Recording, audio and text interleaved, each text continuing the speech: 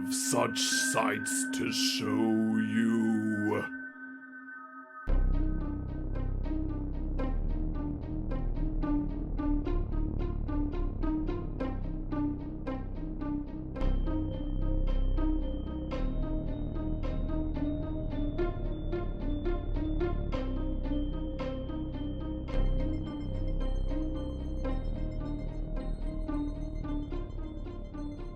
We're Poppin the Scary horror podcast. I'm your host, Coale, and with me as always, I have my good friend and co-host, Aaron. Hi. Aaron, Hey. It's springtime almost, bubby. Spring is sprung. Yes, something else is sprungen.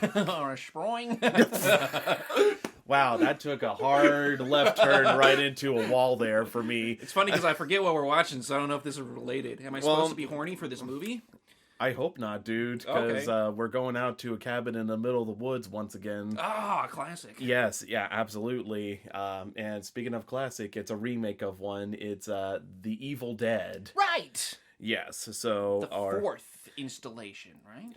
Technically, yes, this is the fourth film in the Evil Dead franchise, but Evil Dead is a remake of The Evil Dead. Right. From the 1980s and everything. This one came out in 2013, though, and was directed by Fede Alvarez, which he has been on the roll with tackling a lot of remakes, be it the Alien Romulus film that came out. That was him. He also came out with the Don't Breathe movie series, which we have not watched on the podcast yet. And I'm just learning this, but I guess he also had something to do with the Texas Chainsaw Massacre remake on Netflix. Interesting. I ain't talking about that one. Anyways, but yeah, so he's definitely knows his way around horror and everything. But yeah, how do you feel about watching a remake about the first Evil Dead? Because it's weird talking about it, because from what I remember retrospective wise, you thought the first film was just pretty Yeah.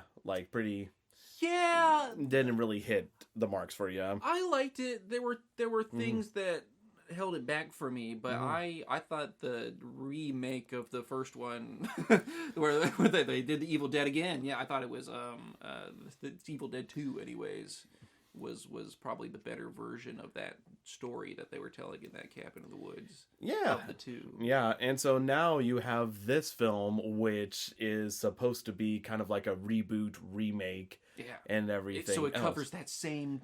We're back in the woods. Is Bruce Campbell here? That is the great question. And everything else is who's in the cast of characters and everything else. Because, it's one of those things where I could tell you definitively Bruce Campbell is not part of the cast. SMH. You will find. I know, right? Shake your damn head. I know. Yeah, doing that. But yeah, so that's like one of the things that I remember whenever this film was coming out and everything. I was kind of like a little on the fence about, because I liked the Evil Dead movies, more specifically Evil Dead 2 and especially Army of Darkness. And without having a Brucey boy there, definitely kind of made me a little wavering on that. And to be perfectly honest, I don't think I've seen this film since I watched it in theaters.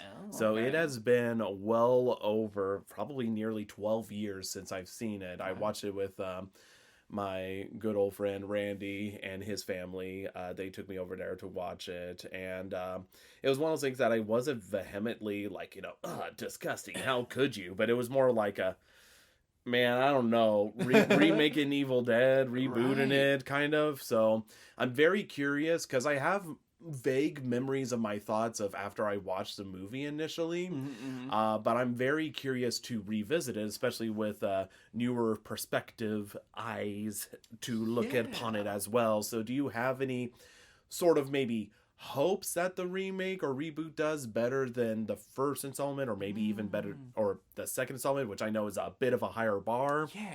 Well, what I thought was good about the second installment versus the first is how they leaned into the horror comedy aspect and the goofier aspects, but still kept that great practical effects that they really leaned on, that kind of make the charm of Evil Dead in my mind. And then of course with the third installment they just went way onto the goofy goober spectrum. So I'm I'm hopeful that they will capture that same fun horror comedy aspect and also great special effects or practical effects rather. I don't know if I'm going to see either of those things. Maybe they make this the spookier CGI version. I don't know. That was kind of the trend at the time. So I don't know that I have expectations, but I do think that's what worked best with Evil Dead, and that's a little bit of my apprehension with Bruce Campbell not being in it, because I think he really sells that, being Ash, being that goofy, but also, you know, he's playing the straight man kind of, but he's off his rocker, you know, chainsaw for a hand kind of business. I want to see that in this. I want to see that in this movie. That level of unseriousness when messing with these demons and things in the forest.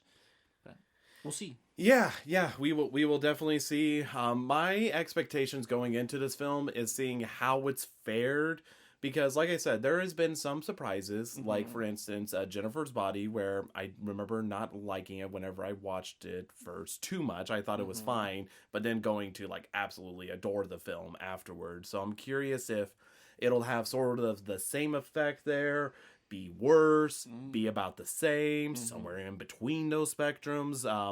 That's why I kind of wanted to check it out. And again, you know, it definitely feels weird since like we hit the Evil Dead films, because obviously it's a favorite franchise of mine pretty early on in the podcast.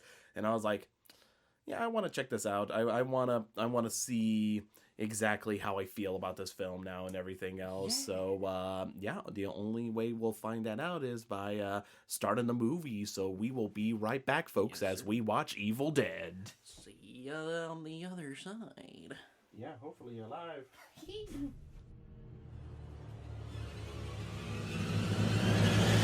Groovy. And we are back from watching Evil Dead. Yeah. Boy, were those dead evil, Cole. Man, they I've seen a lot of dead in my day, but those has got to be the most evil. Yeah, they're up there. Top 5 most evil absolutely. Dead. Top 5 Evil Dead and Evil Dead. So that was a trip and a half, wasn't it? Sure, yeah. Trip out to a lonely old cabin in the woods where a bunch of wacky stuff happens.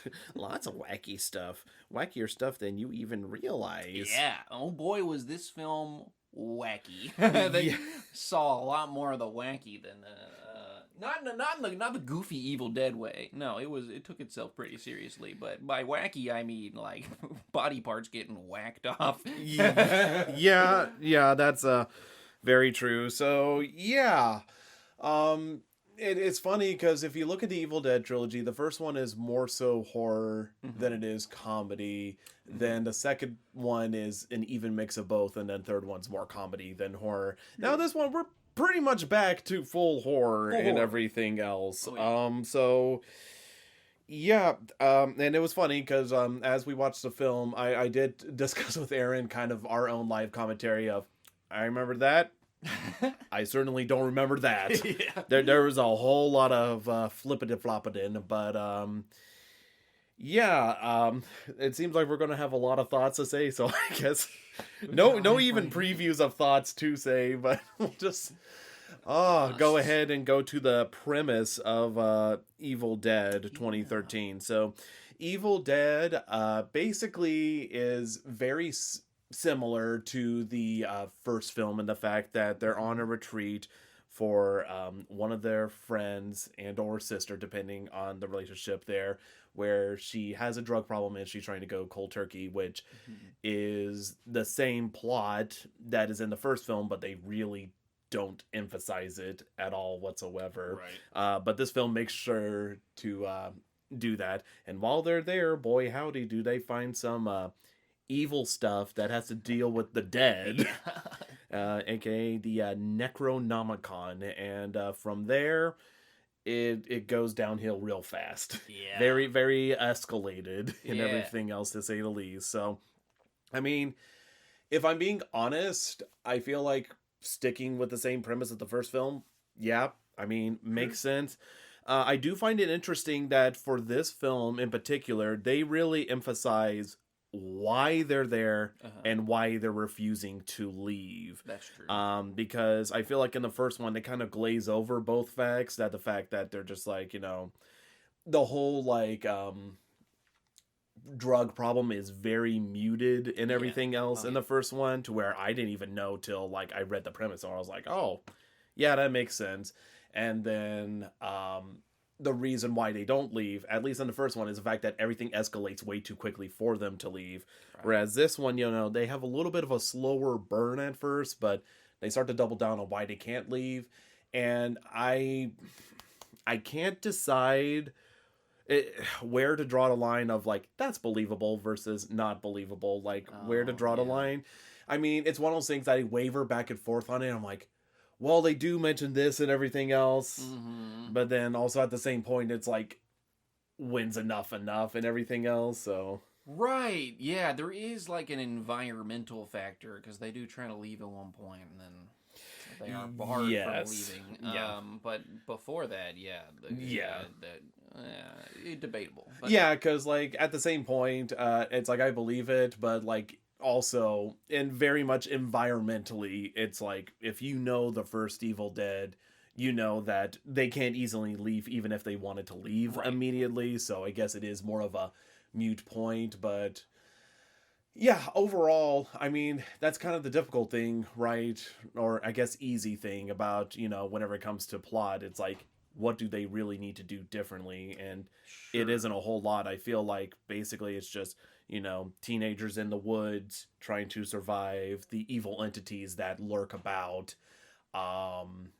in both films. So plot wise, I don't have an issue with the core plot. Mhm. How you get the story going, I will say, and I think I have heard people mention this before, and I have to agree with them. The way the plot progresses in this film versus the original film Mhm. definitely kind of rubs people the wrong way. Yeah, I Mhm. would be on that train. I Mhm. don't love. I think when you remake a movie, you gotta have a reason why. Yes. I didn't. The changes that they made to this movie were slight enough that I get why they made the movie the way they did, but sometimes they don't actually. My core takeaway, just looking at the plot without spoiling anything, I don't know that there was a reason to remake this movie other than give us your money. yeah. The only thing I could possibly think of is that they really wanted to amp up the gore, and That's while true. They did do that. they did do that, but at the same point, besides that, like it's tricky because I do like how they do make certain changes where it doesn't feel like an exact beat for beat, Mm-hmm. but it's so damn close to Yeah. where it's just But like the changes they make, I don't think tell a compelling enough story that it's like, oh, let's tell the Evil Dead story again, but like kind of this way, you know? It's more like let's tell the Evil Dead story again, and I guess to make it different, this happens. You know what I mean? yes, like it should have felt more powerful, and like it sucks because I do believe that like some talented people worked on this film, Oh, be it absolutely. like, you know, some of the practical effects, which Yeah. that's something I really want to talk about because this film, unlike the original Evil Dead, has a mix of practical and digital effects. Uh-huh. And I'll give you guys one wild guess as to what aged well and what didn't age very well. Yeah. So yeah, it's just kind of it's sort of just like a mixed bag. I think I'm with Aaron in the fact of like, did this really need to be remade? You know, because like ultimately it's not even like it's a bad movie. It really isn't if you No. take it away, but it's just if you think about it in a current context, it's like, what does this film bring that the original Right. didn't? Because I was thinking, I'm trying to collect my thoughts, like what do I like about this movie, what I don't. And the unfortunate thing that I'm going to bring to the table of this is that I don't think any of the elements I liked about this movie were original. I think they were all from the original Evil Dead, and I liked those. And then they might have expanded on certain parts or done things a little bit differently or updated it because it's obviously a much more modern movie than the original Evil Dead. But and you know, some of those details and stuff I might like. But on like a grand scale, like what did this movie do different versus that movie, and what did I like and dislike? Most of the things they did different from the first movie I disliked. Yeah. And most of the things like that I did like are things that they did the same. So Yeah, Yeah, it's tricky. Like, there are some things that I guess they did, because like it's one of those things where, again, I feel like,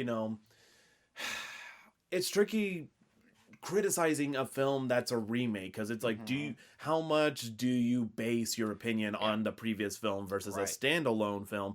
And I feel like it has to be kind of a both situation, kind of looking at it. It's like how whenever The Walking Dead was on the air and everything, I had been reading the comics, and I wasn't like huge giant fan of the comics, but I thought like, wow, the comics are very good and everything. And then I watched the TV show, and they would make certain changes which I wasn't opposed to, but whenever I know of literally better ways they could have done it, like they did it, and they just chose differently, and not only that, it just pales in comparison, that's where I just struggle, just kind of ignoring the inspiration material and everything. So I think that's kind of the problem that arises. And again, it's just bad, because it's not even just like because if I'm being honest, I don't think it's like a terrible bad remake. No, it just feels more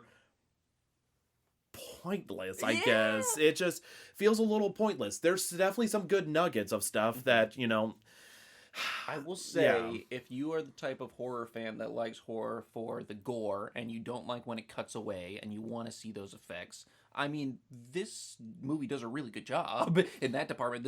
It's a very disturbing, very gory, very graphic, and if that's what gets your nut in horror, then congratulations, it's probably gonna be really good. But that's not exactly what I love about horror. In fact, I wince at those scenes. So so absent that, what else did it have going for it? And it was like, well, the original Evil Dead plotline's pretty cool. Well, the original like lore and story and stuff that they adapt and expand on in here is cool.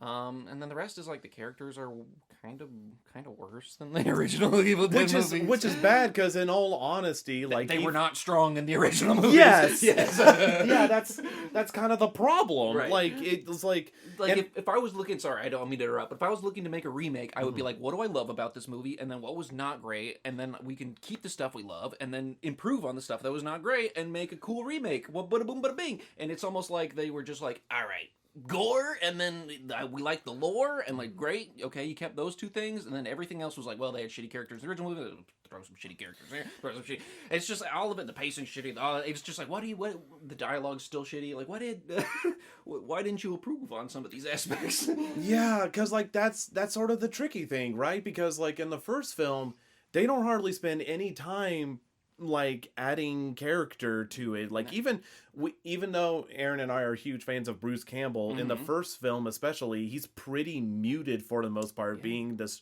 absolute straight man and everything. But in this film, they do try to take time to personalize the characters, and it's not even it has the same effect where it does nothing, which is bad, because that literally means like, they're trying to earn us with these character developments. And it sucks, because I just think they're doing a bad job.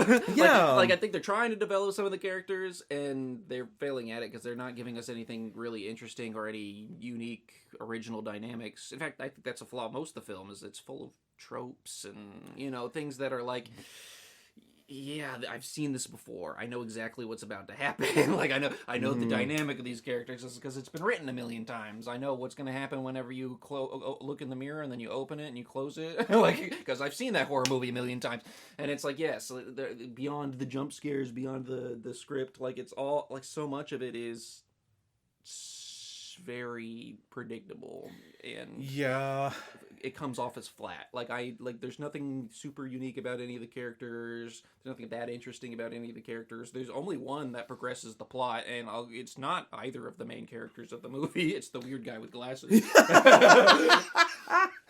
And then there are some characters that exist. You would think that they exist in a horror movie way of just to die off easily. Like, we're not gonna fucking develop this person because they're just gonna die immediately. And then they're there for the whole movie and they've said one line and you're like, what? This person's still here? Okay. It's just, they did a shit job at developing the characters and writing the script, if I'm gonna be honest with you. Yeah, so it's kind of bad whenever it happens. And like I said, it's one of those things that I think whenever it comes to character development and everything else like that, it's I realize that it's Evil Dead and it's known for over the top gore and sort of, you know, uh, again, just over the top gore of the time to where it's comedic.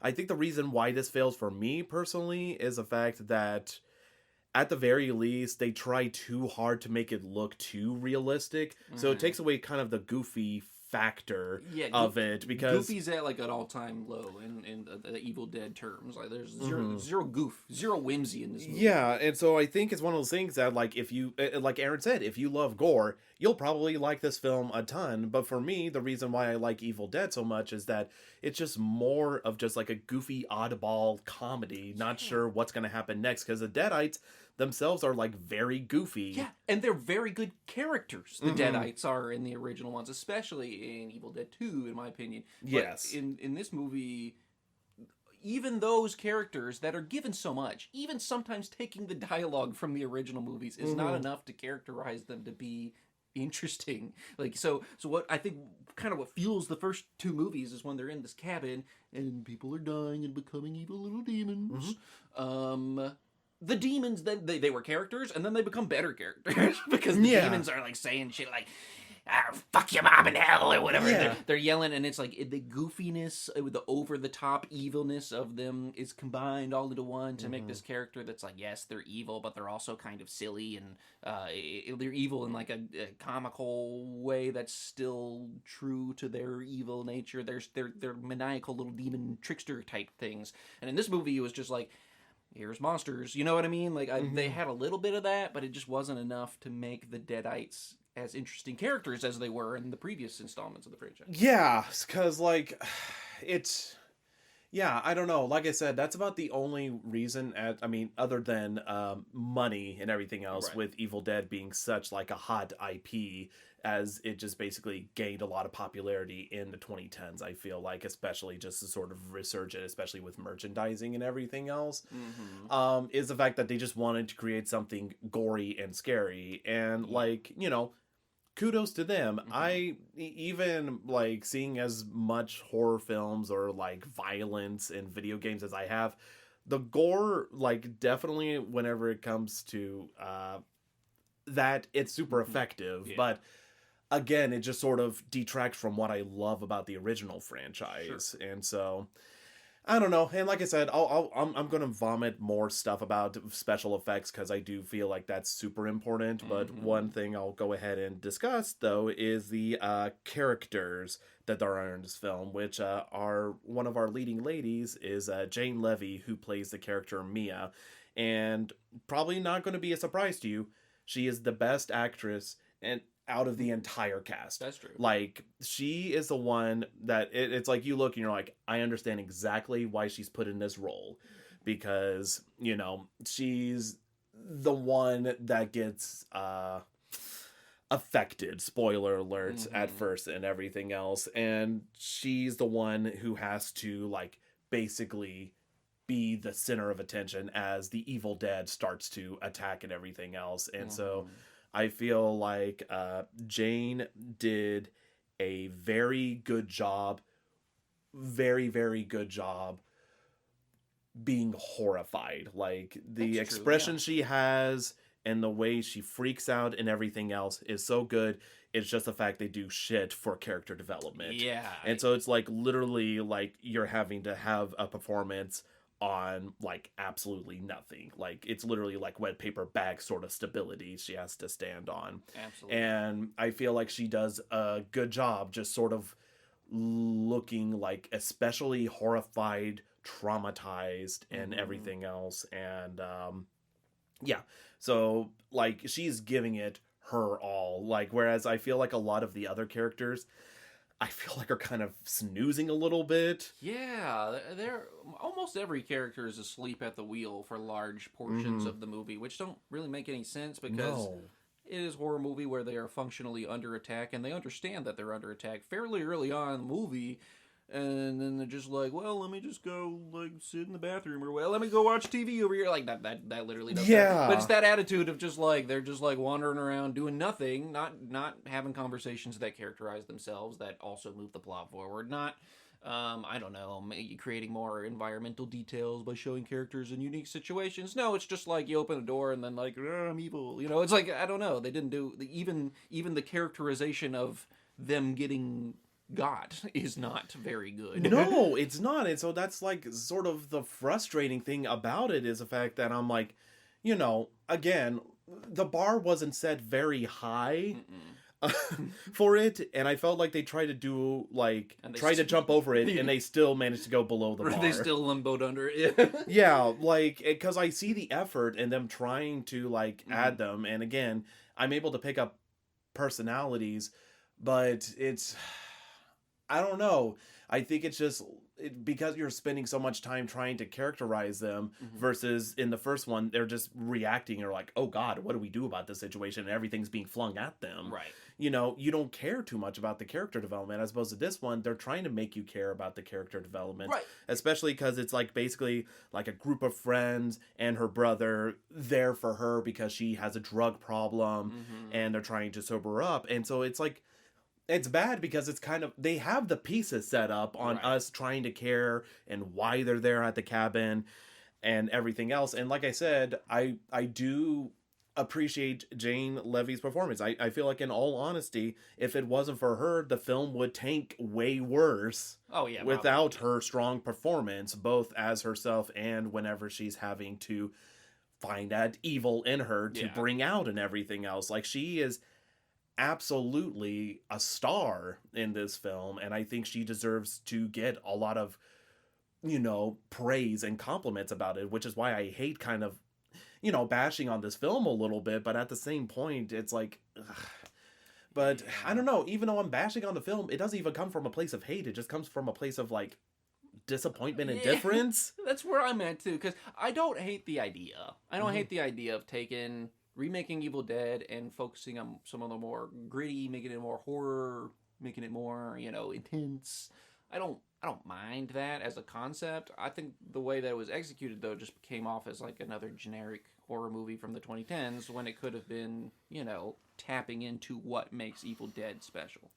Yeah, I would agree. I would agree with that. And, it's like one of those things, like, you can do something different. Sure, I think artists should have the liberty of doing so. Yeah. Just be ready for, people to draw a comparison, especially because really, is this a film for the fans or for general audiences? And I feel like they were trying to appease both parties, like trying to bring new people in because, again, like 2010s kind of relaunched horror again, sort of kickstarted it. Yeah. Because you didn't even really know about this film, but you saw so many films like this start popping up all over the place. Oh yeah. So I don't know. That just remains the question. I will say, like, there are sort of like winks and nods to the original. Like, for instance, whenever Mia is there, she's drawing on a sketchbook, just like, oh my gosh, I can't even think. I think her name was different from the first one, and it's not Linda, but it's like Linda's friend was drawing on a sketchbook of the cabin, and she was sitting on like the Oldsmobile, which is the same car that, Ash drives around and everything. So that was sort of like a, oh, cute reference and everything else like that. But at the same point, there's really not too much, which, again, that's the other thing. As well as a remake, you don't want too much wink wink, nudge nudge. Yeah. But at the same point, if you don't have that thing, then it just kind of ends up being like, I don't know, hopefully whatever you have in its place is, makes up for it and everything. So right. I don't know. It's tough. So, like I said, one of the nuggets of like this makes it to where this film actually has some substance to it is Jane Levy's performance, in my humble opinion, especially with the expression she looks, the grit she has, and the way she has to act and everything. I 1200% believed her. 100%. Yeah. So when she was leaning into her more evil tendencies, I think she was doing a fantastic job. Yeah. I have to say that and I don't think it's Jane Levy's fault, but I have to say that in a lot of like the interactions with her brother and some of the parts where they were trying to characterize, I thought it was hard to get through. It was so hard. It was like just eating cardboard. But I think that was just true of a lot of the dialogue in the movie. Yeah, and let's talk about her brother David, played by Shiloh Fernandez. This might be a hot take. I think he might be the worst of the bunch whenever it comes to character stuff, and they throw so much character development. There's literally people characterized less, and I got more. He's kind of the point of view character. He's kind of like the main character, quote unquote, him and his sister, but man, does he not have any of the leading man charisma. No, he doesn't. Oh my gosh, he does not. And so, yeah, because again, like, you know, even though, like, we've mentioned this in the first episode, in the first Evil Dead or whatever, it's like, you know, Bruce wasn't the one with the Riz in that film.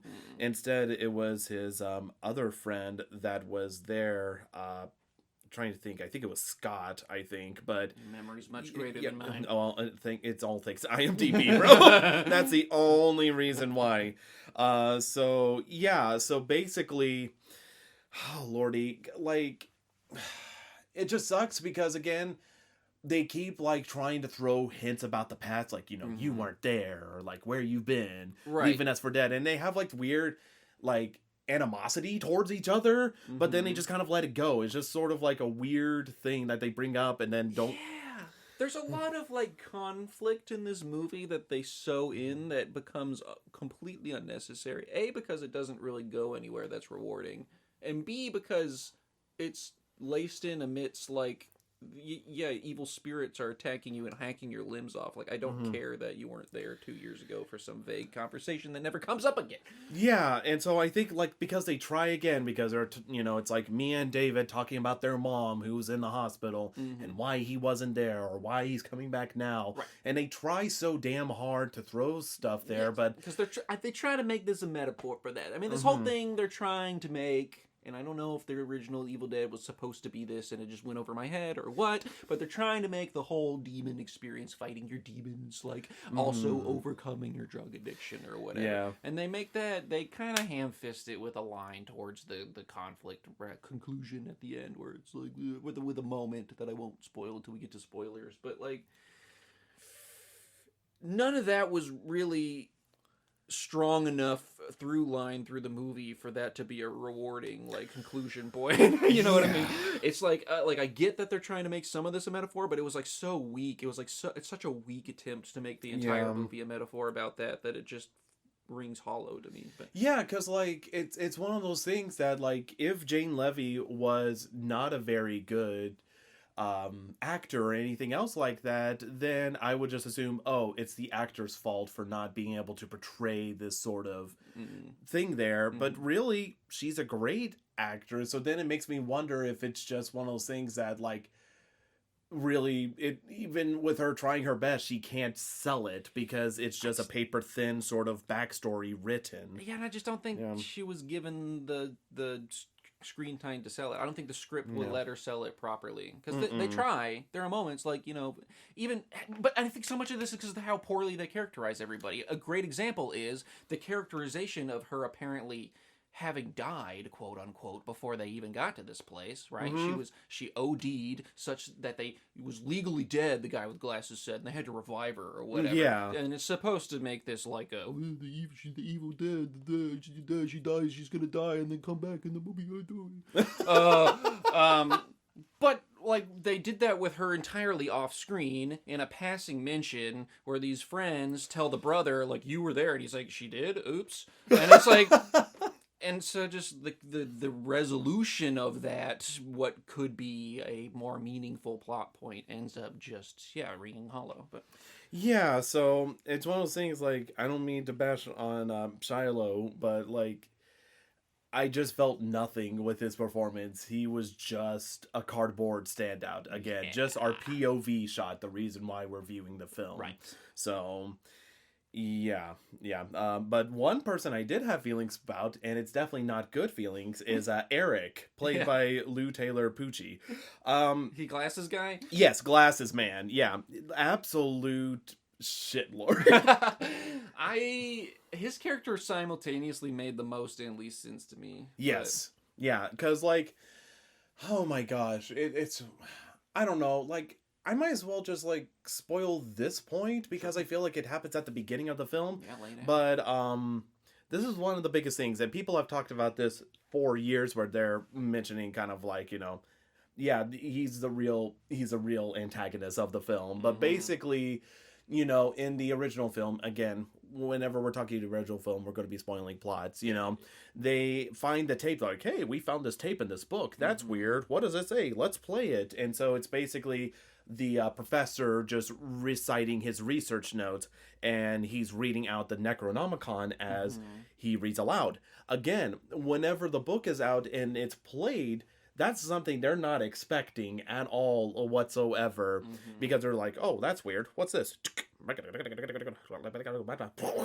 Whatever. And it's one of those things that are like, okay, that makes sense that would happen or whatever. Right.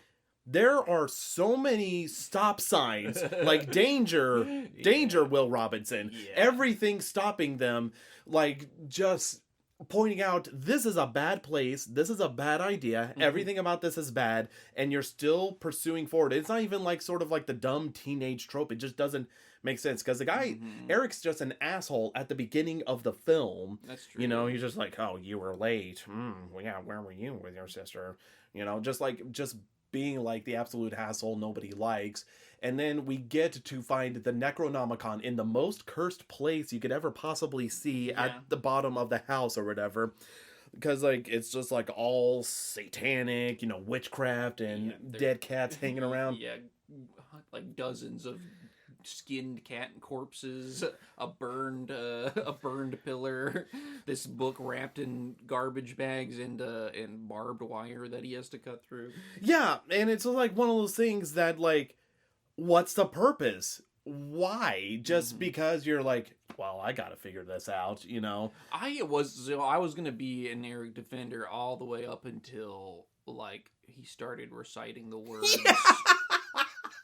And then I was like, what are you doing, pal? Because I was like, all right, let me put myself in this situation. I know I'm not in a horror movie. I'm in a weird little cabin. There's nothing to do. The lights are off. And we find this fucked up scene and a crazy book. I'm reading the fuck out of that book. I know I am. I'm an Eric defender, okay? Because in the real world, outside of horror movie logic, I don't believe in any of that shit. Well, yeah, come get me, demons. But, like, as soon as we get to the point where, like, I'm having to uncover what has been scratched out with millions of warnings that are like, do not read this. Yeah. I'm going to be like, all right, well, I'm going to take this to, like, a museum or something. Like, I'm not going to sit there in the cabin and be like, well, let me uncover this code and read out loud the thing it says not to read out loud. Like, I'm superstitious enough to be like, all right, bro. Yeah, like, okay, no, there's too many signs. This book covered in human skin that's stapled together that people obviously did not want anybody to open again. Like, I'm just going to trust him on this one and leave it to the experts. Yeah, it's like, you know what? There's enough bad stuff to, like, the curiosity does not outweigh the risk. Oh, yeah.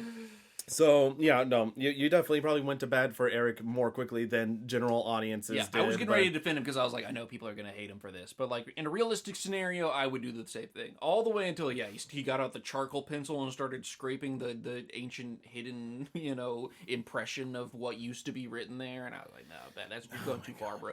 Well, and, like, the problem is, like, with his character trajectory, they spend all this time just doubling down that this is the character, this is the character, this is character, this is character. Then it just get to a point where they're just like, okay, we have to wheel it back a bit, wheel it back, or whatever. And I'm like, it's too far gone. Right. Like, you can't put the toothpaste back in the tube, whatever going on. That's part of why I said I think he's the character that makes the most sense and the least sense to me. Because, like, of all the people there, I'm like, yeah, he makes the most sense. I would be reading the fuck out of that book. But also, he makes no sense to me because, like, why was that not a group activity? Like, it was with the tape recorder. Like, we found a cursed book inside of this cabin.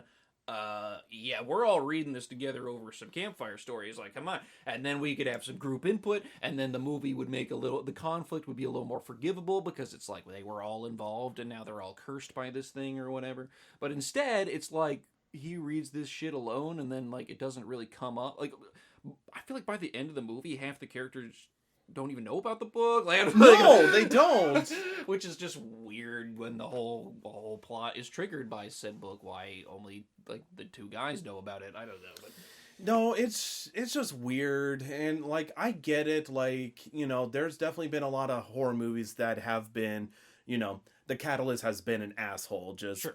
you know, fucking around and finding out. But at the same point, it's just like, again, whenever you have that comparison, it's just like, was this done intentionally just to feel like you're not copying the film bit by bit, or you're like, I have a great idea. right, I don't know. Yeah. Because Eric's character makes sense to me later because he is kind of practical, pragmatic. He's like, all right, listen, I think this book can things up, and this book is going to solve things. And he's the only one that has like a plan going forward. Every other character is just such a fucking bumbling idiot. Like throughout most of the movie. So like part of me wants to ride for Eric, but then he's also just the worst simultaneously. He's just the most pretentious asshole.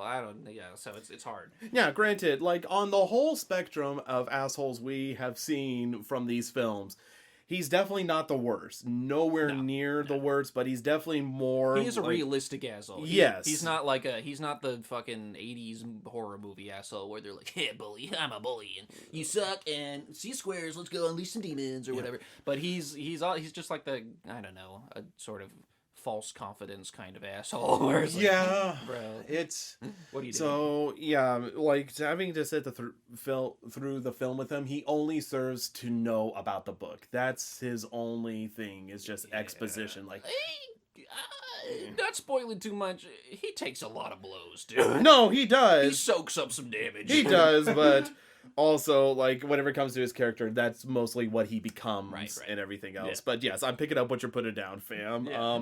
He puts his body on the line, okay? Yeah, he's for part of the sure. group. He's For part of the... I'm an Eric defender to some extent, but, you know. Well, you know, he needs them. That's all I'll He say. does. We'll go ahead and jump to the next character, where, again, these are probably going to be lightning round between the last two. Yeah, Olivia, played by Jessica Lucas, who serves to be the nurse. Oh, that's the nurse, okay. Yeah, no, I don't blame you. I honestly wouldn't know their names if it wasn't for IMDb. Well, it's the other two. Yeah, it's the nurse and then the girlfriend. And the girlfriend really gets no characterization. Oh, yeah, Natalie. Yeah, Natalie, absolutely yeah, okay, not. name. Yeah, because, like, I heard Olivia's the first time. only there just to be another reason as to, like, oh, yeah, she's just having major withdrawals going on. Hey, I'm helping, you know, administer the medicine going on. I'm also here to bring out extra stuff, you know, because she's getting the same care that she would at a hospital from me. I love that line. God. I was like, that's the most registered nurse line I've ever Yeah, heard. it really is. I believe that. A registered nurse would I say don't that. know if they did that as a joke or if they were being dead serious, but either way, I think that.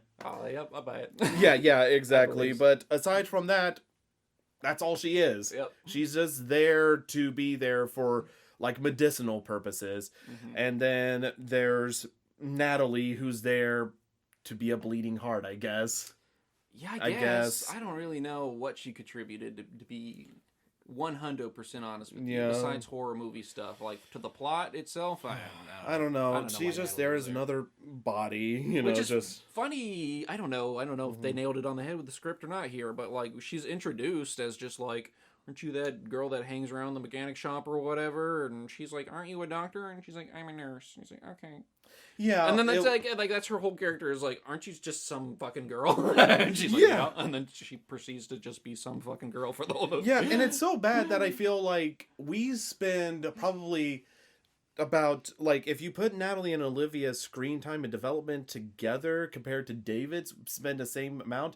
And I feel like I know their characters better than I know him. Yeah. Which is kind of depressing. He's not really defined by anything besides the situation he's in. So, yeah, and that's our whole cabin crew going on. So, it's like, it's kind of bad that whenever, like, even with Aaron's defense of Eric. which is a moderate one. Yes, that's 2 out of 5 that we think are, like, solid. But yeah, so it's, I don't know, it's rough, because like I said, I have to keep reiterating this. I appreciate the effort of them trying.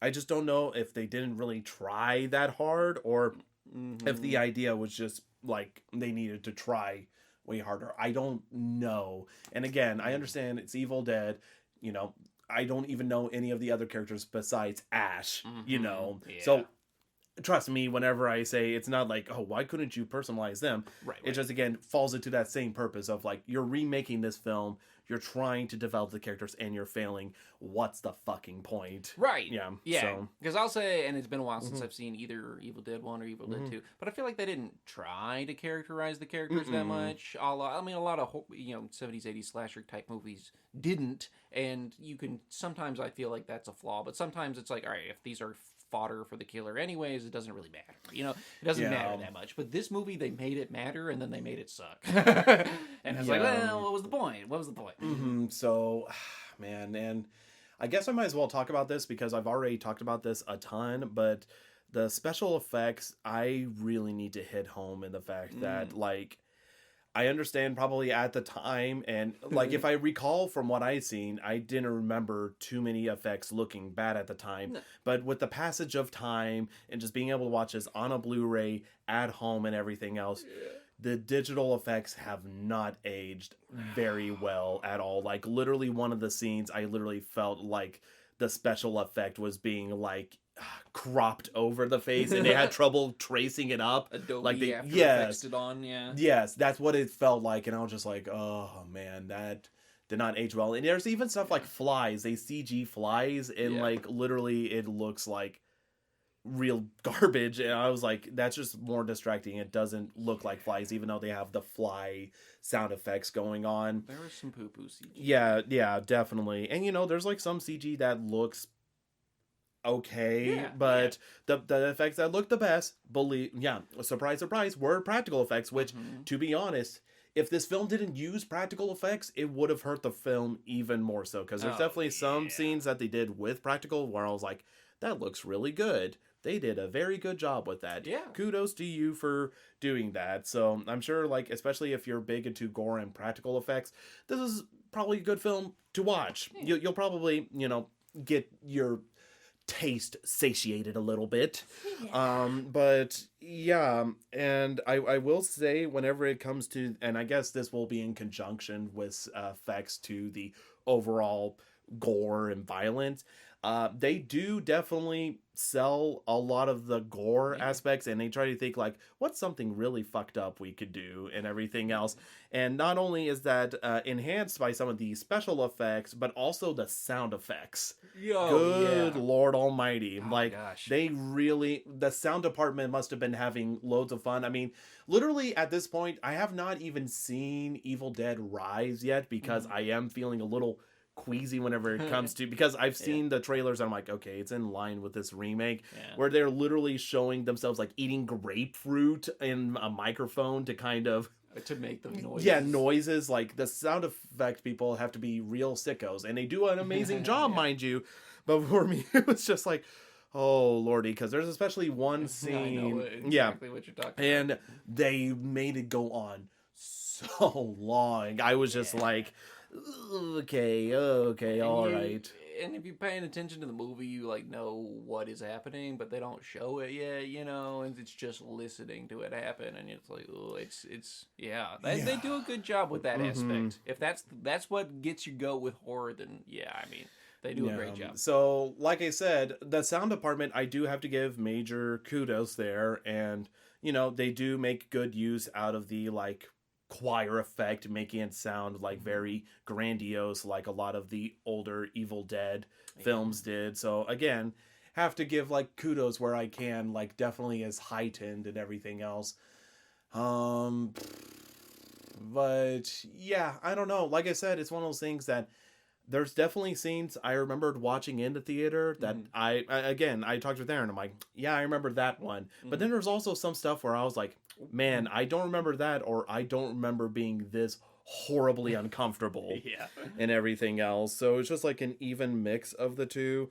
And obviously I could talk more in spoilers about specific details, because again, I'm trying to graze over a lot of stuff, so that way there's some element of surprise if somehow you have not seen this film. But there's definitely some scenes I do want to talk about and being like, did I feel like that was very purposeful or good there, or felt like I don't know, because like I said, I acknowledge that with this film it could be like personal like taste and everything else, because again, that's just what it boils down to. Is just I'm inevitably going to have my preferences on what I like versus don't like, and again, over the top gore ain't really my thing, but again, if you're able to sell it, then I can eat it up, I can make it palatable and everything else. It's just unfortunate that if it's so over the top and then there's nothing to kind of help me make it, like, again, like no comedy or anything else. Yes, that's what I have difficulty with. Agree. Yeah, you just, I mean, honestly, at a certain point, I just felt myself desensitized. Like, I quit looking away, and I was just like, yeah, this is, okay, this arm's getting going off great. Like, I'm just it hit such an absurd point for me that it went past being effective, even in its role as a body genre, to make me feel something physically, and it just made me like, all right, can we get past this? Like, yeah, and it wasn't even like it's so ridiculous it's funny. It's just so just crazy gory that you just have to kind of like unplug. Yeah. Like, you have to mentally unplug. And one thing I will give credit for this film is that there are some very well done shots. Like, I look and I'm like, that is visually a nice shot. I like what they did there, or I like this aspect there. Sure. There's actually quite a bit I like that I haven't been able to talk about because of spoilers. Right. But the stuff I am able to talk about is more negative stuff. So, man. I'm with you there. There is stuff I haven't been able to touch on. I think because the bulk of the movie, like, if I step back and zoom out, is like a more of a negative view, honestly, because some of the problems the movie had were larger, overarching problems. But some of the details in this movie are really good, actually. Yeah, so, like, because, like, I need to reiterate, this isn't a film that I truly feel like needs to be bashed on or anything else like that. It's a film that I feel like does a lot of unique good things right, but again, like Aaron mentioned, you zoom out, you look at the pie chart, and a lot of it is a lot more negative and everything else. Granted, this still trumps a lot of films we have reviewed on the podcast. True. Because, I was still able to, like, pay attention. Granted, towards the end, I was definitely getting low on gas, because I was just like, okay, I'm ready for the end of the film already. But I did make it. I did make it with a little fuel left in the tank, but yeah, I don't know, dude. And again, I know people love this film, and I can understand why. It's one of those things that I understand why people like this film. It's just, for me personally, I don't know. Like, I genuinely don't know where to place it whenever it comes to, I mean, obviously minus Evil Dead Rise, since neither of us have seen it, but where it compares to the original trilogy. Because if I'm being honest, the first film, like, I like it and everything else, but I wouldn't say, like, it's like, and I know people also herald that film a ton.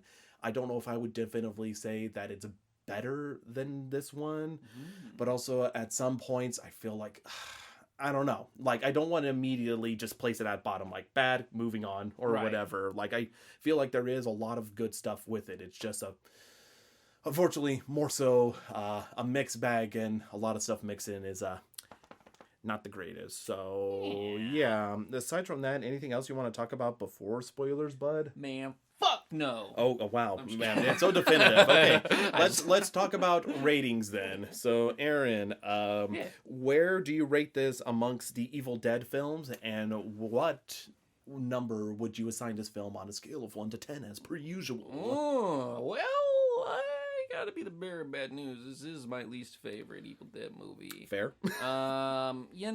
So much of what I do like about this movie is stuff that is just from the original Evil Dead. And because this is a remake that I saw the producer names in the credit. I saw Sam Raimi there as a producer. I saw Bruce Campbell there as a producer. So, I gotta give it a little credit because, like, they were involved in some aspect. So I guess that is still their idea. But, like, it still takes a heavy hit. If this was an original movie, I would rate it higher than what I'm about to rate it. Still probably wouldn't rate it above a 5, though. Because at the end of this movie, I was tired of it. And anytime that happens, that's not going to be an above-average film experience for me. This is about a 3 out of 10 for me. Yeah, a lot of what was good is just, like, that's kind of the baseline of what a movie should be in 2013. Like, a lot of things looked good. A lot of the cinematography was like decent. Some of the sound effects were amazing, but even just like the level compared to a film from 1980, whenever Evil Dead came out, it's just the bar is higher, and you have to reach that bar. So I don't give them as much credit for like having better sound design or like a higher budget than the first Evil Dead, because of course they did. Did they capture the same charm that the original movies did?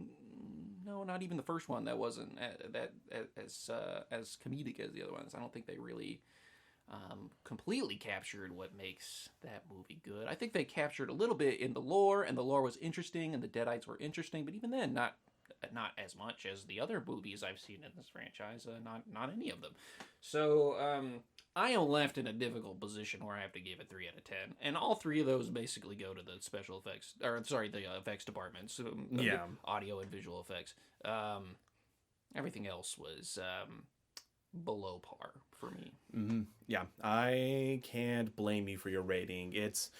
I don't know, it's bad with this film and everything else, because like, if I feel like a film does deserve to be bashed on and everything else like that, then I'm like all in for it. And I do know that there is like a fan following of this film and everything else. Like, people really dig it, and I can respect that, and I, can understand that. But at the same point, I'm kind of left in a difficult situation as well, because like the first one, like, I'm not the biggest fan of it. It's always been my least favorite out of the original 3 and everything else. Yeah, that's my next least favorite.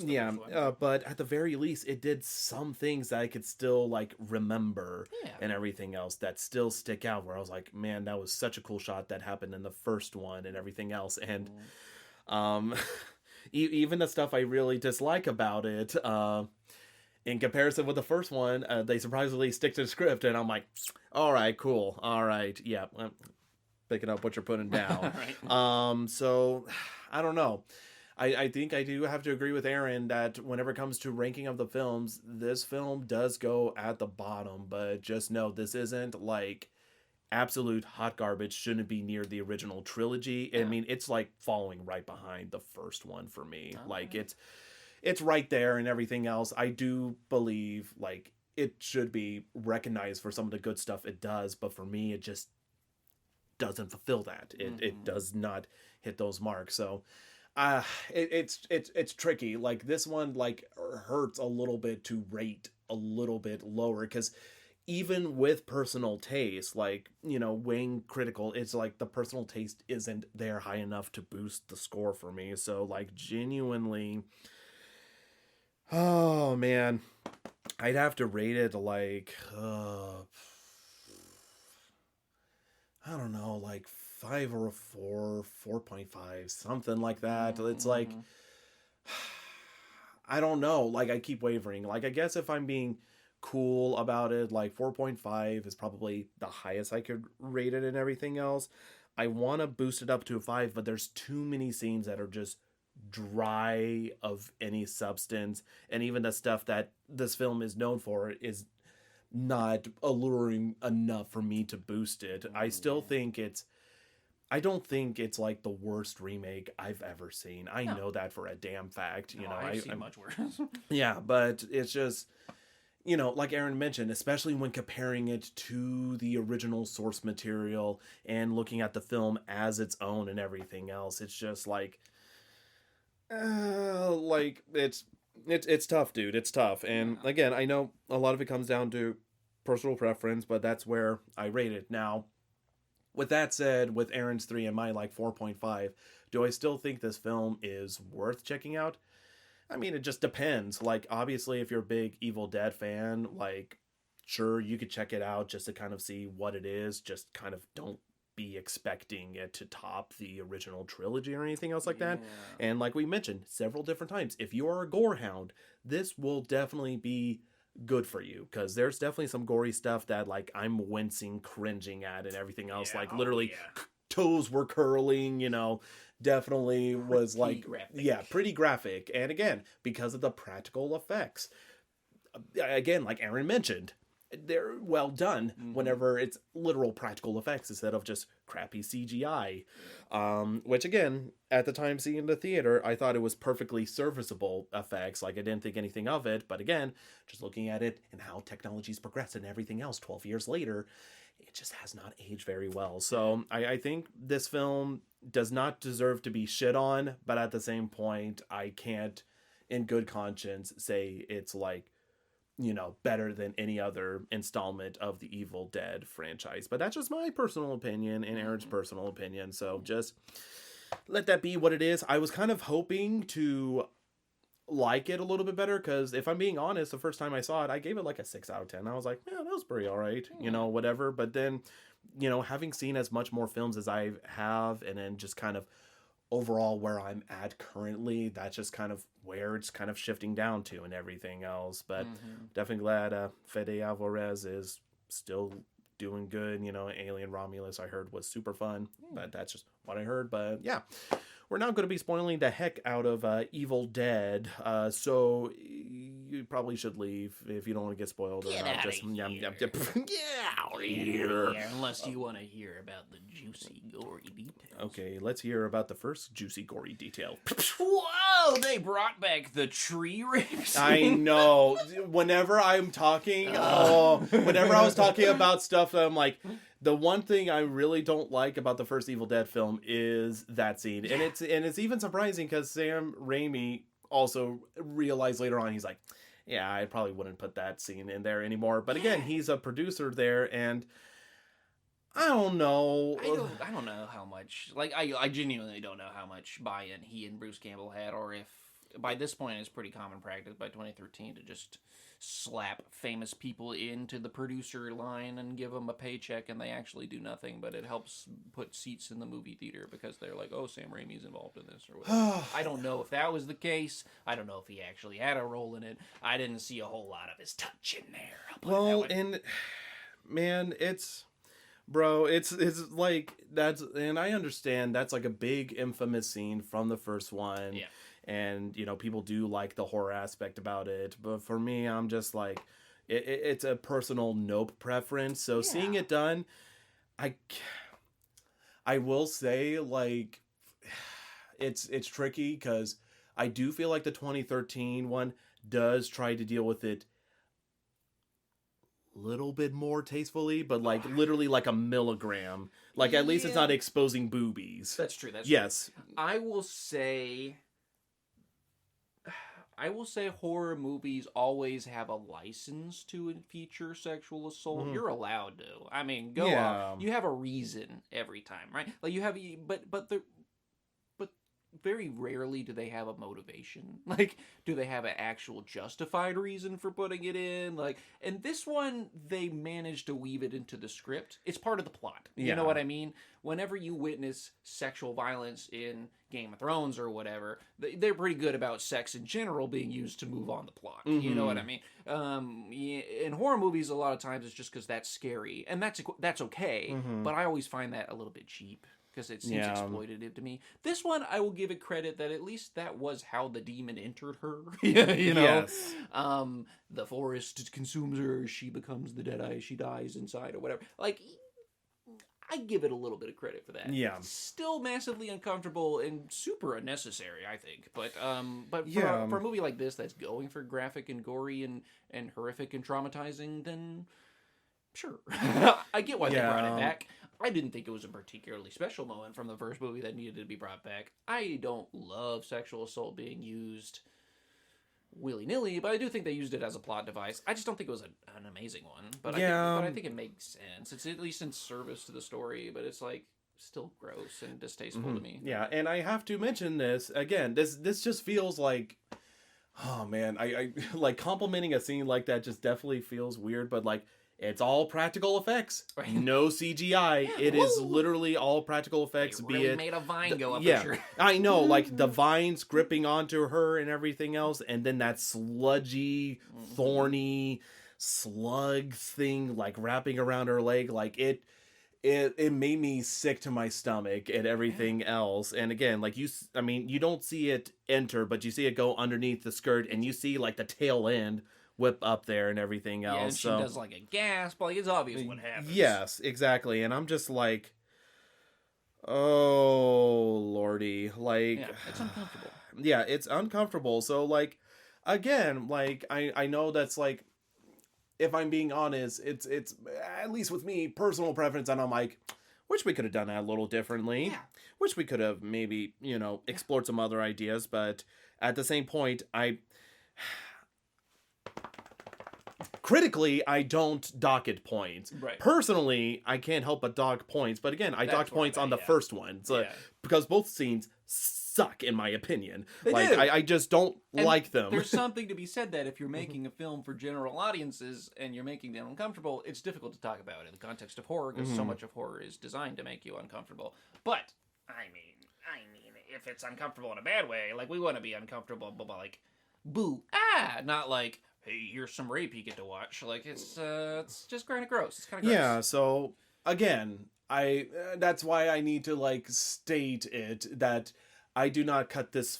I do not criticize this film while I cut the first one slack, because both scenes, in my humble opinion, I do not like. I always like. I'm with you. I pretty much am ready for the scene to be over with and everything else get to the rest of the film. But that being said, the film did a good job of really instilling that horror and Yeah, it's pretty scary. everything else, and I do feel like they tried again to make it less exploitative just by a teensy bit, whereas the first Yeah. one I feel like was just definitely like boobs, Right. look at this, woman with all these ripped clothes and everything else. I do think that speaks to an evolution in our culture, because I think back in the 70s, 80s, like sexual assault was very frequently used as a vehicle for fan service. You know what I mean? Yes. Nowadays, we understand that's a little distasteful because we Yeah. respect women and allow them to Yeah. open bank accounts now. So it's they're almost real people now. So instead of just objects.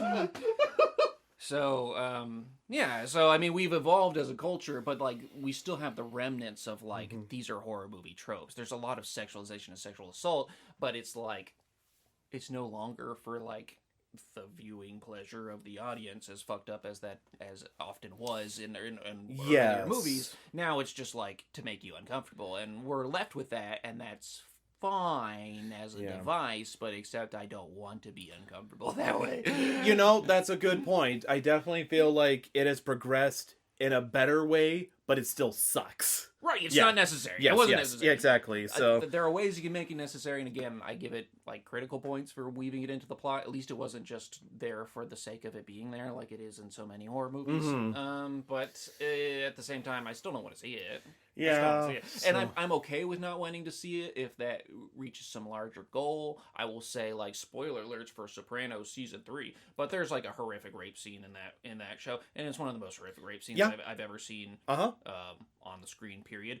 But it sticks with me because it was in service to a larger plot point that was explored and was very interesting and well done and well crafted, because that's a masterpiece of a television show. This is not The Sopranos. No. Yeah. So, And so I respect that at an artistic level. This I get it at a critical level, but it like passes the bar. It's not like high art for me. It's like, okay, great. You guys, it was in there. Cool. I was uncomfortable watching it. I get the reason for it. You did it tastefully, quote unquote, but like still ill. Why do we have to force rape people? Yeah, I don't know, and I guess that's why I like enjoy the second film, because at the very least, like the trees, there's only one scene indicative of something like that happening, and at least she's dragged away and there's pond explosions. Yeah. That again offsets it, and again, so I don't know. So like I said, it's one of those things that I feel like they did a very good job with it, again, because special effects, and again, Jane Levy's performance, like, I bought that something was crawling up inside of her. Yes. So, yeah, they do a good job with the horror aspect. It's just a personal thing where I'm like, that's one reason I don't want to watch this film again. Yeah. So, yeah, for sure. Oh, man, and I don't know, when talking about the rest of the film, I'm trying to figure out what to even discuss further, but like I think like after, because there's really nothing to discuss beforehand, like, because the intro scene doesn't really do much for anything for me whenever it comes to showing the previous residents and what happened and why it's there. Like, because before they introduced a dog we didn't talk about named Grandpa. Yeah, I know, Grandpa and everything else. And then that dog dies immediately. I know. And they don't decide to leave after that. I do have to mention something specific that kind of cheeses me off a little bit. Yeah. Well, I say cheeses me off. It just it rattles my brain, because like whenever they show Grandpa and, you know, basically they denied Mia being able to leave after she's freaking out and everything else.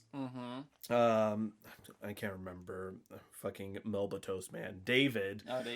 Walks out and he sees like a blood trail, except it's not blood. It, like, with the way it looks, because it was raining, because I guess they were worried about the blood washing away, it almost looks like they just added a red highlight to that area. It was like a weird pink sort of thing. So I can't say for certain if it was special effects, like computer wise, but it just felt like just like literal like red dot circles on the screen to follow. It just looked a little weird, because it's supposed to signify blood being washed away, as you see like Grandpa like dying in a hole because someone bashed the back of their head with a hammer, which I'm surprised they just didn't show dog violence at that point. Right. Yeah. They show so much other, but that's where they draw the line. People don't like seeing animals get killed. Yes, exactly. Humans, great. Oh my gosh. And so, yeah, whenever they see it there or whatever, I know that's supposed to be like one of the things that like makes them angry to try to confront Mia, who's in the shower, which again, great effect and great visualization of her cranking the heat so high that it starts boiling her skin. I was just like, yeah, you know what? That's a subtle but like good way to show that something fucked up is going on. Right. And so I like that. But I do think it's comedic in the fact that the Necronomicon that they're opening literally mimics all the signs of like, oh yeah, this is what someone does whenever they're possessed by the evil dead. This Necronomicon has got to be the most helpful version of it. It really is. And they still fumble it so hard. It's like, here's exactly what you do, and here's like 3 ways you could stop this, and also they're going to take 5 souls, and they all look like this, and are going to appear in this way, and just the dude with David is just like, oh, this is a cool book. Like, and then he's like, wait, I think there's something in this, but like, everybody else is too busy running around, getting killed. They're like, yay. Yeah, it's difficult. And again, whenever Mia is being possessed by the evil dead, Jane Levy is absolutely relishing in it, to where I don't even feel like it's the same actress and everything else. So like I give major kudos. And even whenever she's initially kind of like seen, whenever she gets back from the tree scene or whatever, and her brother comes in to check on her, and she's like cast in the shadows, and like the way her eyes are sunken in and how she looks traumatized and everything, I was like, that is well done on all fronts. Like, good camera, good makeup, good acting. Like, that was a good solid moment. I believe that she went through some horrific shit and everything else.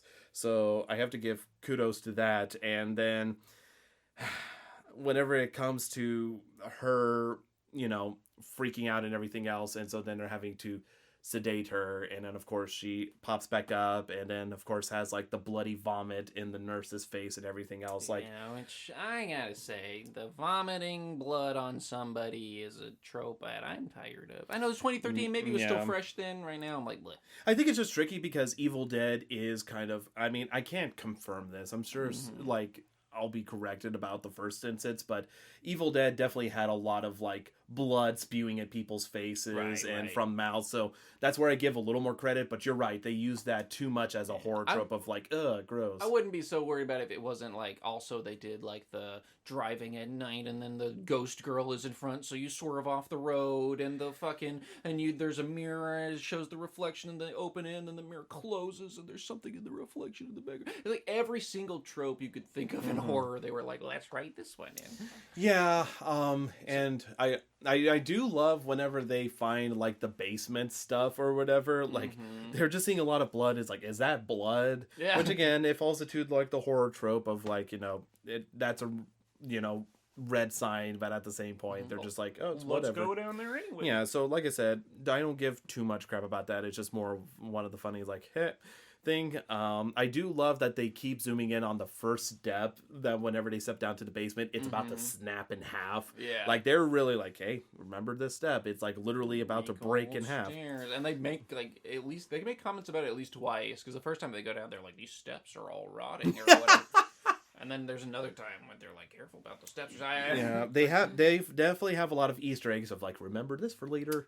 Remember this for later. And then of course, they're getting rid of the cats, which I don't know make the Evil Dead more present, or if it's just kind of leftover remnants or whatever, but it is just sort of like, but yeah, one of the things I do find funny is, again, I talked about special effects, and this was probably genuinely, aside from the flies, probably the effect that I'm like, this looks terrible a bit, is whenever the nurse is in the bathroom trying to wash. Is the reflection in the mirror with yes, the skull? like it literally felt like the digital effect was like not appropriately framed over her face, so it just felt like it just kind of slid, as opposed to feeling like, man, they like locked onto her face. It just looked really bad. It looked like one of the bad Marvel movie spin-offs that nobody went to see. Like, my gosh, like, yes. This is the Punisher or something, And it looked like a fucking Instagram filter. This is Taskmaster, and it's just terrible CGI on her face. Yeah. Yeah, it was pretty terrible, but I will say, like, the sound design that Aaron and I cringed at the most is the fact that, there's a book page where it shows someone cutting their face off or whatever, and the nurse is in the bath, like, whenever she tries to leave, that's one of the funny things you mentioned. She's trying to leave, she's frozen, and just pisses herself and everything. yeah, she becomes consumed by the demon or whatever, and then, she just pisses herself with some rank yellow piss, just all the way down her legs, and they show the shot, and I'm like, this is the author's barely disguised fetish. The fucking Tarantino-ass moment. Yeah. Oh my god. But yeah, and so whenever Eric's going to check on her in the bathroom, you hear like this cutting of meat, like it just like... Like, it just, it's so prominent there. And they don't show it for the longest time, but you hear that noise and you know what's happening. And again, in your mind, you're just making it worse than what it actually is once they reveal it. But yeah, so like I said, that's one of those moments where I'm like, it's well done. It's just not my cup of tea and everything else. Yeah. So yeah, and they end up like killing her or whatever, and of course she has to stab him in the eye with a syringe, but fortunately the glasses blocks it, and he just has to pull the needle, which again, this is practical effects, so kudos to that, like pulling the needle from underneath his eye and everything else. But yeah, and then whenever it just comes to them dealing with all the crazy stuff going on, it's just more like exposition, and they're just like, well, maybe like it's the cats causing them to go crazy, and he's just like, what cats makes people want to cut their face off? Right. He's like, maybe they got some disease down there or something. He's like, what disease makes you cut your own face off? Yeah, and as they're discussing the book, unfortunately, Natalie is just left out there alone. They split up a lot. They are shockingly not together for a group that is under assault all the time, and they also shockingly leave the shotgun just random places forever. I know, like they're just like, yeah, we'll just leave that there. If I was in that situation, I would be babysitting the fuck out of any firearm available to me. Oh my god, absolutely. And I would be sticking next to everybody who's not insane. Like, all right, we're going to the bathroom together. I got my gun. I understand it's a movie; they got to move it forward. But like, geez, they're like, hey, that woman that just cut her arm off, let's just leave her in that room over there, like. Yeah, it's rough there, and man, and they do like the classic Deadeye thing where they swap back to acting like they're normal and everything, which is why Natalie, the bleeding heart, runs over to Mia because she's saying, I think I hurt my leg, I'm scared, I don't know what's going on. So she goes down there and of course reveals, oh, I'm actually possessed and everything. And as she tries to run upstairs, whoopsie doodle, that first step is a real doozy. Step. And then falls back, and then, of course, it has to be super uncomfortable sexually by having Mia as the Deadeye kiss her leg up there. Oh, yeah, like, with our black blood sludging out of her mouth. And, yeah. And of course she takes the box cutter and that was licks it. so well done, but I hated it. I hate it too, and I hate it on two levels, because I hate it because it was well done and gory, and they made you look at it the whole time while she sliced her tongue in half with a box cutter. I also hate it because I've seen it before. I'm like, yes, the crazy person licks the knife and goes too far. Yep, we've seen this one. Yeah, it's just like checking off the tropes list. Yeah, and again, mind you, like, this is stuff I do give the film credit for. Like, if I'm being honest, I don't know if I rate this film higher critically in a sense or personally in a sense, but like the gore is pretty much great. It's great. Yeah, it's very well done. It's just a little too much. a little too much for me. It's almost like that subreddit, awful taste but great execution. Yes, that's true. And so then, like, of course, she also bites the hand, and so then you get the classic callback to, like, whenever Ash had to cut off his hand whenever it was bitten. Except for it doesn't make any fucking sense in this movie, but I digress. Well, I think it's just one of those things that, like, they're looking at the infection moving up the arm. I think her cutting off the arm makes sense, but the reason Ash does that is because it keeps the infection from spreading. That's the reason she does it as well. But then the next time you see her, she's infected anyways, and I don't get how the fuck that happened. I guess because she died, from all the blood loss. Okay, but they don't have a moment of like, no, Natalie, stay with me. It's not very clear. No, they do a very good job of they do a very poor job of checking on Natalie, making sure she's not fucking dead from losing gallons of blood on the floor. L boyfriend of the year, worst boyfriend of the year. Really, to just absolutely. Be like, you see, I didn't even really get a lot of concern out of him. Like, I mean, yes, his performance, the lines he was delivering, like, yeah, he's trying to duct tape her fucking stump together and be like, it's gonna be okay. While the other guy's like, what do you mean it's gonna be okay? Fuck, which I thought was a funny dynamic at least. But like, after that, he's just like, okay, well, and then the next time you see her, yeah, she's a deadeye with a nail gun. Like, yeah, it's rough because he put more love and care into Eric's mirror wound, like mirror shard wound, than he did his actual girlfriend's decapitated or like not severed arm. Severed arm. Yeah, yes. Like, bro needs to work on his priorities a little bit there, but that's what I assume is that she died because she looked like she was just dead in the bed, just like doing like this blank stare. Yeah. But also, I'd be staring like that if I had to cut off my own arm. Which again, mind you, that arm cutting scene, very well done. Very graphic.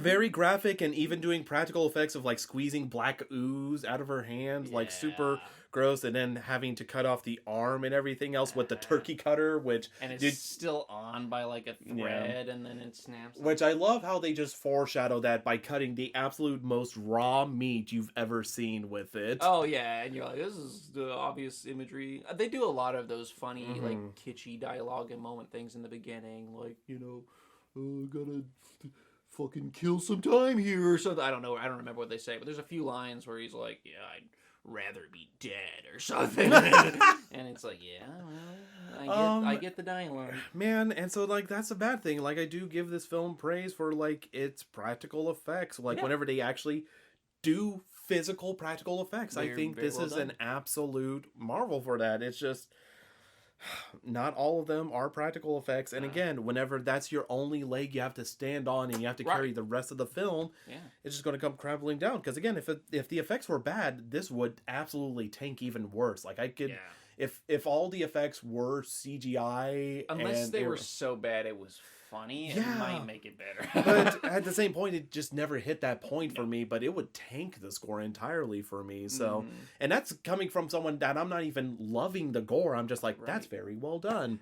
That's the unfortunate, because I'm in the same seat, and I'm like, I can appreciate that, but it's also not what I'm interested in, and I think it's not what a larger swath of your audience is probably interested in. I think that's probably a niche set that's like, I love the gore. So, I don't know, man. I don't know. It's not the best thing to have going for your film if that's the only thing you have going for it. Right. So, yeah, and again, they did it, like, I love how, like, absolutely cheesy it is with the arm barely dangling on by a tendon and then just plops on the ground. Like, again, I feel like that's a moment that they're laughing at, but really I didn't laugh at. I just was like, oh god.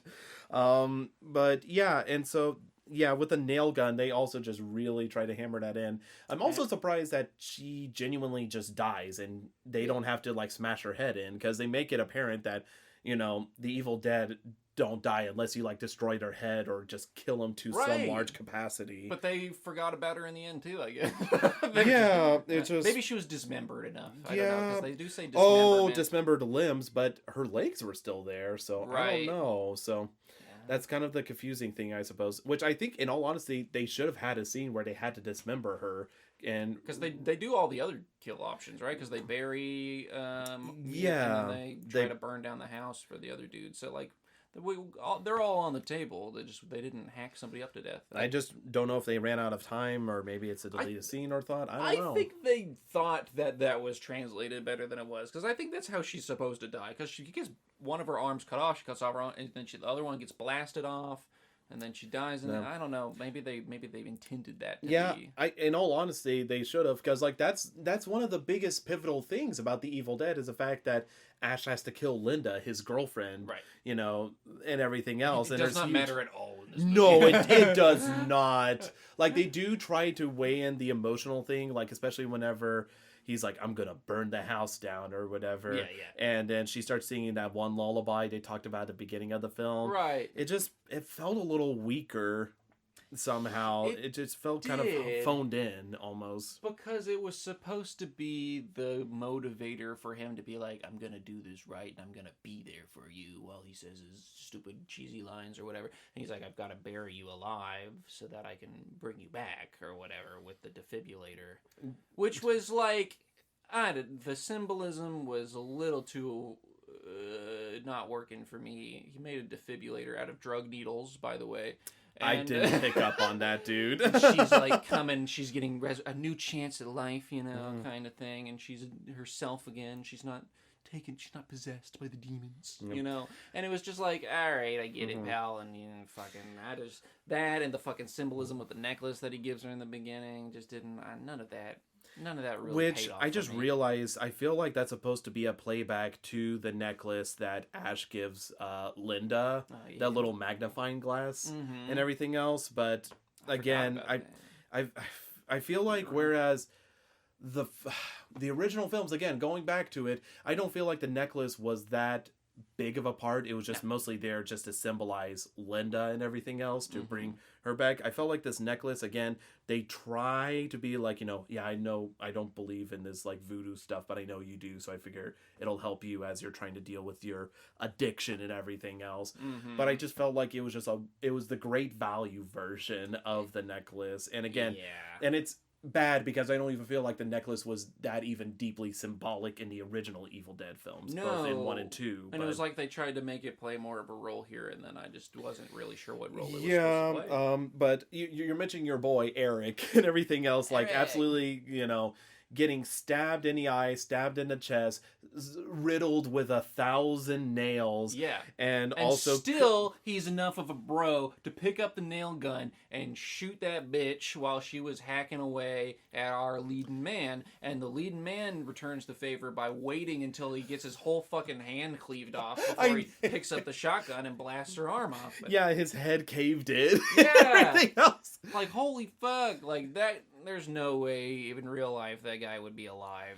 No way. For the amount of time that he's alive in this movie. He gets beat the fuck up. I do love how they subvert the expectations whenever he decides, like, the brother's like, okay, I'm going to deal with this personally. He goes to a work shed. He looks, you see the chainsaw, and you're like, and then it goes up to the battery. They do the little camera, hey, chainsaw. Yeah, doing that, but as he walks down to the basement and everything else, I felt like the water fight, like whenever she like runs ahead and she's like mostly gliding and everything else, I thought like, well, that's well done. Yeah. And then I felt like the fight was just kind of nothing. Yep. It was a nothing burger. I agree, which kind of pissed me off a little bit because it was so obvious that they had to hammerhead him down into the basement for some reason. They had to make him go down there so that they could have this fight, and then the fight sucked. I think it was only there for Eric to like see dead and everything guess so, else. yeah. I guess they try so damn hard, like having Eric be the one that brought the evil dead, have to redeem himself and pull his weight. Yeah. That's the only reason why. And how does he take him?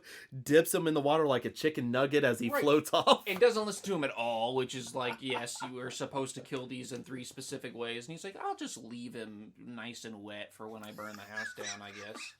In this foot of water.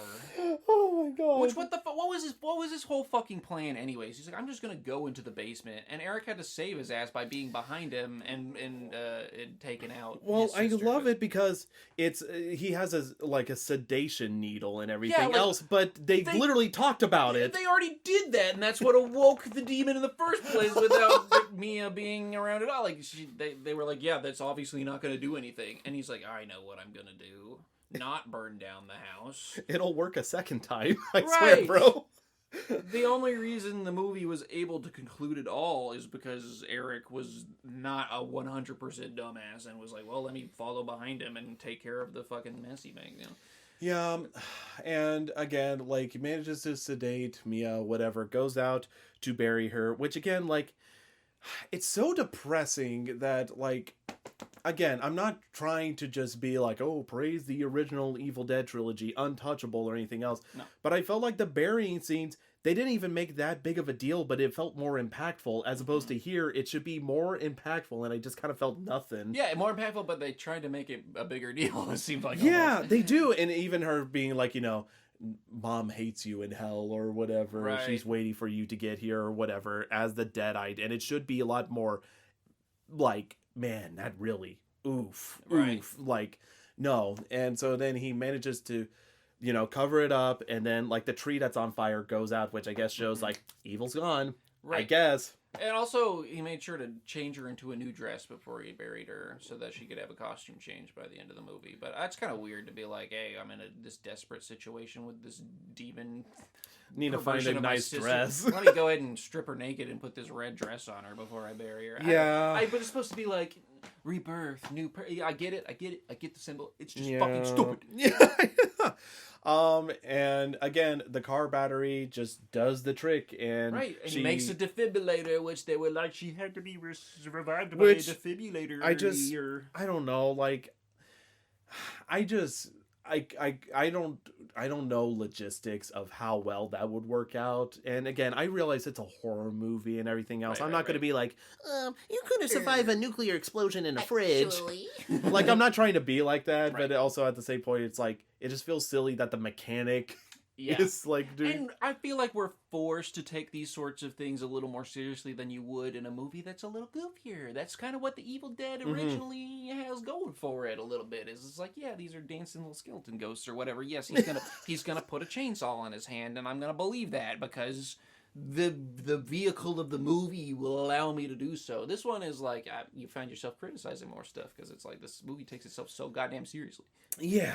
And in all honesty, like, whenever it first happened, I could have sworn that she would be like a Deadite psyching him out or whatever. That's what I thought was gonna happen. Which I was like snickering the whole time, like, why do you trust this? So, like, I put some dirt over her, and now she's saying, hello, I'm normal again. Yeah. I was like, he's gonna like get fucking owned by her. But no, he gets owned with the longest shot of like, I gotta go inside and grab the car keys. Right.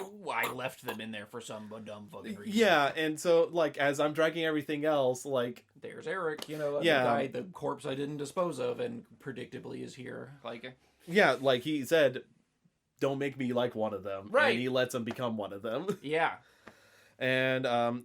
And he dies from a nail to the side of the neck, and then he decides to burn him by fire by hitting the gas can. Mm-hmm. And so then the cabin's on fire and everything else, and, you know, you see Mia walk out and pick up the necklace and then it starts raining blood, which, you know, I'm going to be completely honest, they mention it in the book, and they see it, and the fact it's done practically, and the visual effect of like the raining blood and the cabin on fire, I was like, I like this shot. It was cool. I liked it. It was very visually pleasing. Is cool. Yes, yeah. It's like probably, I have not seen a lot of films take advantage of raining blood, but definitely probably be in the top 5 raining blood films. I thought the premise was kind of silly. It's like, oh, here's the magic 5 kill count. Now the blood starts raining and she comes up from the earth and you have to fight a different monster with which I guess, is it the original girl from the beginning, I guess? I don't know. I don't know either. Like, because they described, like, something coming back, but really, that's the other thing, too. Like, for a Deadite, it was pretty fucking weak looking. Like, even though it's supposed to be super powerful, and we've seen some real nasty monsters in the Evil Dead franchise, so I'm surprised that it was just so mundane, that it was just like a skeleton. Right. Imagine needing 5 souls to summon this ultimate fucking Necronomicon creature, and it rains blood and she claws herself away from the earth, and she's easily bested by a couple swipes with a chainsaw. Like, yeah, it just felt weak overall, and I don't know, again, whenever it comes to it, you know, she's basically fighting, and again, it sucks because, like, the visual of, like, you're at the cabin, it's on fire, it's raining blood, visually, like, 12 out of 10. Absolute fucking unbelievable. Like, I love that. That's another nugget that elevates this film for me. Like, there's a lot of stuff where I'm like, I really like this about this film. But then she goes inside the shed, and then lo and behold, you know, sees the chainsaw, and so you're like, okay, you know exactly where this is going. And, you know, they have, like, a whole, like, thing with the machete, like, stabbing through the wall, and she even gets stabbed, and it's, like, literal, like, another fist, trope. Yeah. But at least she gets stabbed. Most of the time, they just avoid the knife every time, so I give this for doing that trope, and at least her getting stabbed. And not only that, practical effects, you know, like, actual, like, a chunk of flesh being cut off and blood, you know, dripping and everything else. And then she crawls out, and then as she's trying to get the chainsaw started, which I do love her just, like, absolutely, like, hitting the back shelf, and the chainsaw fluid coincidentally drops down, which, again, I'm not going to beat this film up too much about it, because literally you've seen Ash get his chainsaw by clicking it mid-air, which is impossible, but works because of comedy.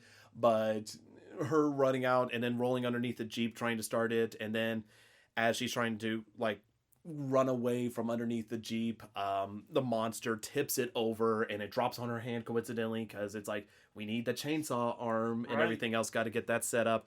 And she pulls out, and it's so bad, because, like, Evil Dead is known for, like, its cheesy one-liners and everything else, but unfortunately, like, the cheesy one-liner, it's like not even that effective, and I don't and again, I don't feel like it's Jane Levy's fault. It's just literally the script's fault. Like, and I just don't think she was the character that would deliver that line. I didn't buy it, you know what I mean? It felt like they were just trying to do a callback to the first movie. and even then it just felt like a weaker comparison, because they were doing the "I'll swallow your soul," and, you know, Ash goes, "Swallow this."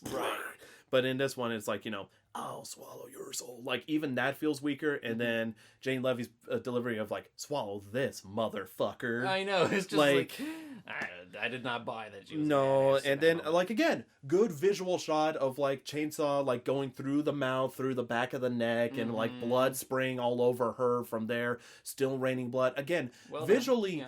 well done shot and everything else, and then that was a little excessive. At this point, we just need as much blood as possible. Right. They're trying to meet the blood quota, and then, like, even after they do it, it's like, you know, like go to hell or something. Like, she had another one-liner. I'm like, you probably just should have just stayed silent. Right. Like, you already had your one line. Don't try to double down on a different line.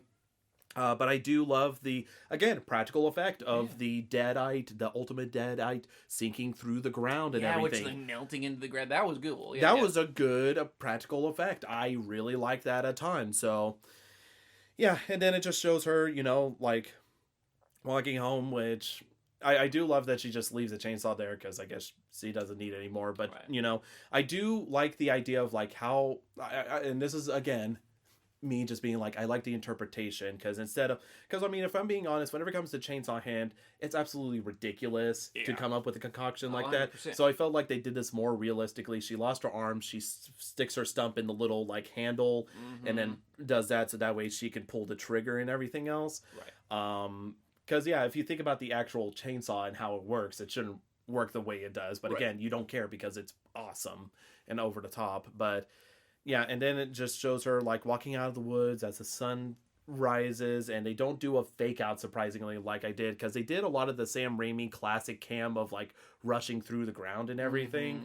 So I'm surprised they didn't do that, but again, at that point, I think it's one of those things that, you know how I feel about like, oh, everyone died in the end sort of stuff, that I'm pretty about it, but it almost felt like they wanted to, but then they're like, no, we'll just let it live and just cut off here, because I felt like it should have repeat from what the first film did, and how that spirit came through the house, which is a beautiful shot, like the running cam and everything else, where it zooms in on Bruce Campbell and everything else.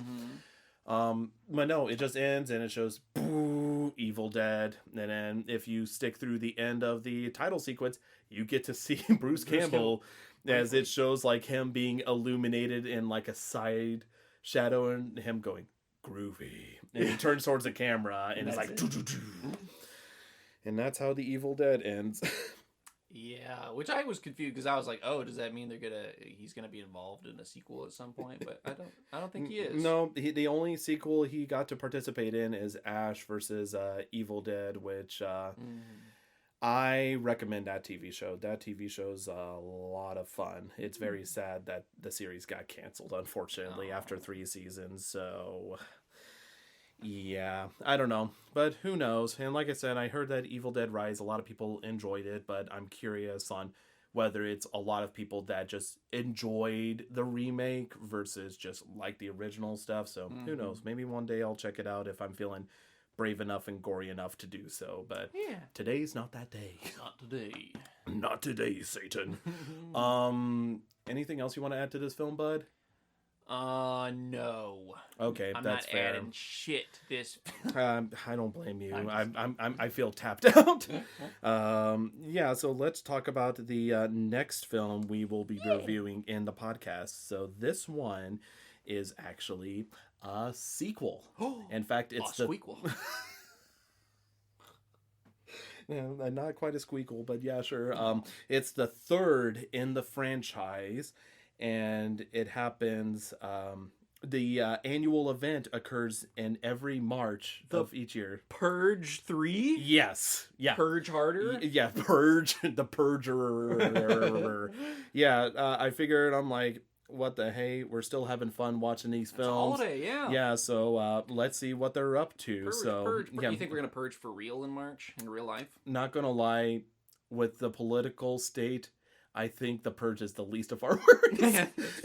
Yeah. I wouldn't be surprised if it gets implemented at this point. At this point, if I see the headline and it's like purge legal tomorrow, I'd be like, they great. literally said they were making cuts. Yeah. Well, we're gonna have to make cut everything personnel. cheaper. So yeah. Thank you so much for watching this episode, and we'll see you all again next time when we're popping the scary with The Purge. Election year. Oh boy. Yeah. So as soon as you mentioned that, I was like, you're gonna die with a title. Be sure to subscribe to our YouTube, Castbox, or iTunes platforms to stay up to date when new episodes drop. To see what Aaron and I are up to, check out our respective Twitter accounts. For me, it is @ColeKirkVA, and for Aaron, it is @AnimalGameDev. Thank you all so much for listening to our podcast. We'll speak to you all again next time when we're popping the scary.